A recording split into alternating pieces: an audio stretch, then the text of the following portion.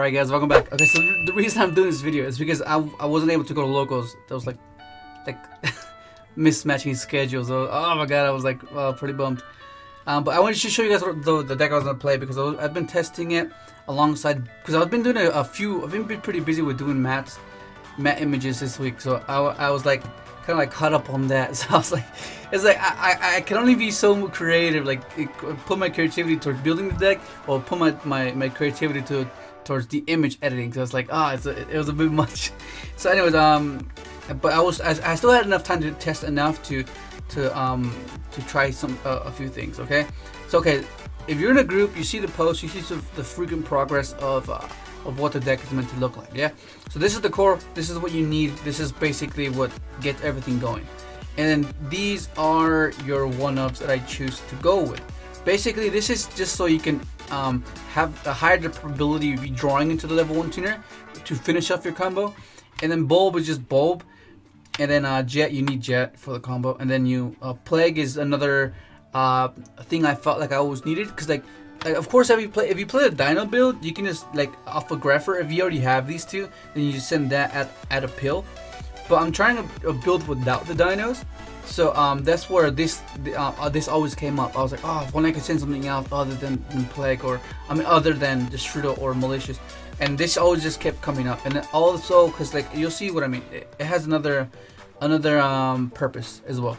Okay, so the spells is gonna be 3 shrine, 3 allure, 3 DDR, and then just the 1 over the burial. Okay, before I was playing this, right, these 5, but I wanted to minimize the bricking probability, because like the way I thought about it is like this is pretty much your 3 brilliants and your garnet. Like if you draw it, I mean of course like brilliant's dead because you drew your garnet, but like you can either do the other approach where you play double garnet, or garnet and Luzili, and then hopefully you don't draw both. But the simple fact that you just added another brick card, that higher the probability of you having brilliant live, but also having a dead card. Does that make sense? A cord is decent. This is some applications where you can like if they like hand trap you, then you can just like revive their ash, revive their ogre. But like I don't know, I just felt like I've been testing it like this and it's been working fine. I've noticed that the bricking is just not as frequent. And then you have your 1-up, which is Rhoda, Foolish, 1-for-1, Reborn, and Soul Chart. And then there's an instance where I was cutting this as well, because I was like thinking to myself, I mean, is it that worth it? You know, is it that? I mean, for those instances when you have Mali, which is pretty much the whole purpose of why I'm actually keeping it, is because it gives you the Black Rose play where you don't have to summon. So like, and you don't have to use up your Destrudo to make the Black Rose. Like that's basically the only reason I'm keeping it. Cause so let's say you open up these two, right? This is Black Rose. You just 1-for-1 pitch, special your bulb, banish, and then just Black Rose without summoning, and then just continue to do your actual primary play. But I'm thinking to myself, like, is that worth it? I mean, it's a non-dark. Like, of course, it's bulb. Of course, it's bulb. Like, it's hard to not play it. Like, it's arguable. Like, you can go back and forth on it. But as of right now, I mean, I think if I were to cut either of these, I would cut this and keep this, because either way you have Foolish for it. So that's just, you know, like I'm just trying to minimize the bricking aspect, because like if you don't open up this, then what other possible hand can you possibly, what other the variation could you possibly want to have that includes this and be, you know, besides that, or having a Trish play when you have 2 level 4s, or like if you have Doppel, like I don't know, it just seems like really iffy to me. I don't know, but it's still something just to think about. And this is okay, this is where is the rest of the card? Okay, here they are. Okay, so this right now it's not complete, right? So I was gonna play this. This is what I was gonna play. I was gonna play 3 dress and 3 chalice, because like ogre and gamma are a thing, like especially ogre right now because the pendulum. And then also because of snow, because I really hate snow. So these are mainly here for snow and ogre and gamma. So like let's say you summon your Two Tails, yeah. You summon this, Activate effect to add a warrior, the ogre or gamma. Yeah, okay, that's fine. And then you change dress, so it'll protect it, right? Like you won't get to, like, if they gamma you, you won't get to add the warrior, but it doesn't matter because the main reason you want is special and double from the deck. So for that instance, I really like it, and especially against snow. Like, let's say you try to do something and they chain snow, you chain this to any of your important ones, and they can't target it with snow. So that's what I really like about this. And then chalice is just for like when you go in second or first. Like, I was playing strikes at first, but I felt like this is good going first or second. Like, you could, like, if you go first, you draw, set, pass, or if you go in second, you can just chain it. You know, does that make sense? So that's what I like about this one. But I was gonna play this. I was fairly confident how it is, because basically you usually need 2 cards to go off, you know, and I wanted to just minimize every possible breaking situation that I possibly can. Because if you think about it, right, because like normally I was playing the dinos, like, although they go amazingly well with Greffer and Knight, you also have to consider that if you open up,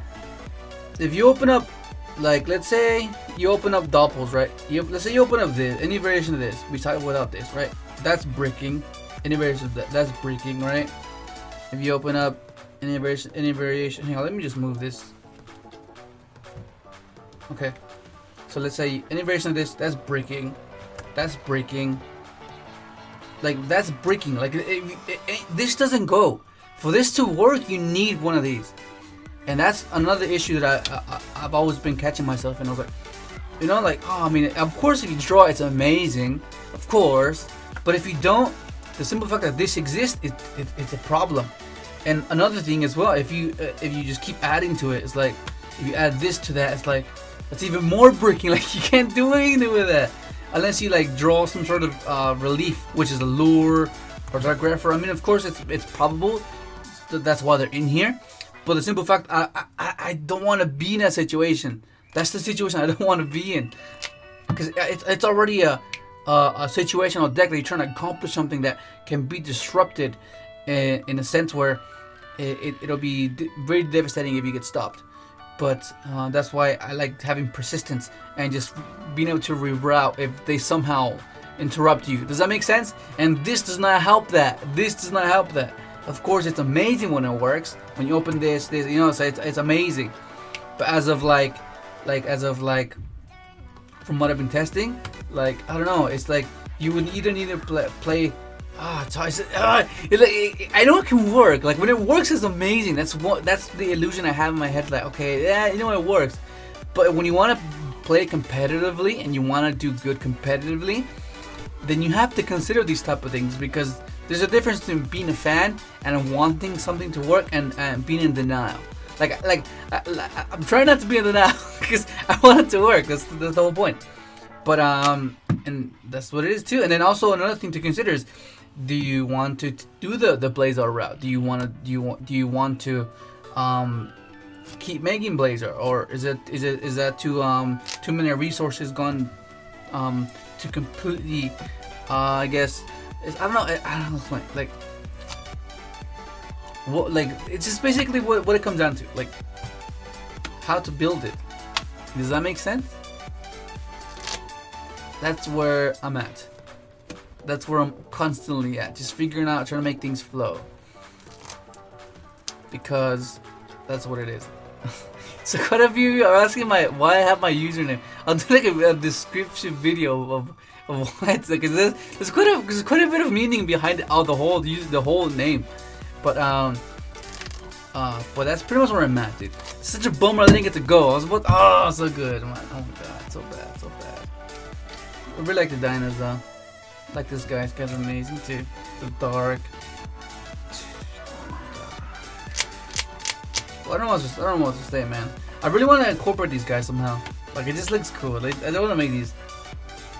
These look awesome. But anyways, that's pretty much gonna be it. The matchups, I'll probably do like a video discussing the matchups, because that's something like no one really does. Like they all know, like, tell you discuss of what the meta is, but no one really tells you like how to be, like, specifically at what point what cards to consider of stopping. You know, does that make sense? But cause that's really important when you're trying to play against and combat the meta. But yeah, we'll see how that goes then. Hopefully you enjoyed the video, and thanks for watching.